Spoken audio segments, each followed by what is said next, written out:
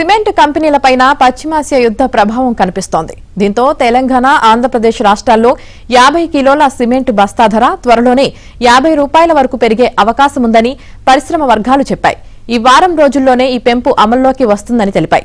దీనికి సంబంధించి కంపెనీలు, ప్రధాన డీలర్ల నుంచి ఇప్పటికే సంకేతాలు అందినట్లు రీటైల్ డీలర్లు చెప్పారు. ఈ ధరల పెంపు అంచనాలతో హోల్సేల్ డీలర్లు, రీటైల్ డీలర్లకు ఇప్పటికే సరఫరాలు తగ్గించినట్లు సమాచారం. ప్రస్తుతం తెలుగు రాష్ట్రాల రీటైల్ మార్కెట్లో బస్తా సిమెంట్ ధర కంపెనీని బట్టి 280 నుంచి 320 రూపాయల మధ్య ఉంది. ధరల పెంపుతో ఈ వారం ఇది 320 నుంచి 370 రూపాయలకు చేరనుంది. ప్రస్తుత పరిస్థితుల్లో ఈ ధర ఉంటే తప్ప తమకు గిట్టుబాటు కాదని హైదరాబాద్ కేంద్రంగా పనిచేసే ఒక ప్రధాన సిమెంట్ కంపెనీ బోర్డు సభ్యుడు చెప్పారు.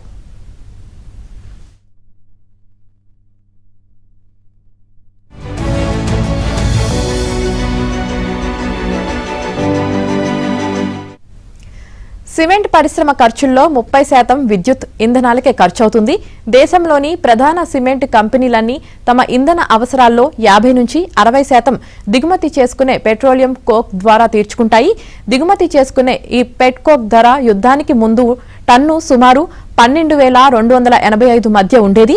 ఇప్పుడు అది సుమారు 15,120 నుంచి 15,592 రూపాయలకు ఎగబాకింది.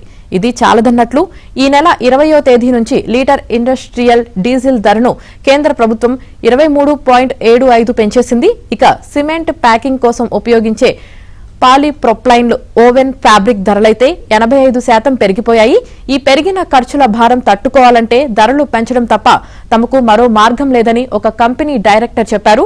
5 రాష్ట్రాల శాసనసభల ఎన్నికలు ముగిసి ఆయిల్ కంపెనీలు డీజిల్ ధరలు పెంచితే రవాణా ఖర్చులు తడిసి మోపుడవుతాయని పరిశ్రమ వర్గాలు ఆందోళన వ్యక్తం చేస్తున్నాయి.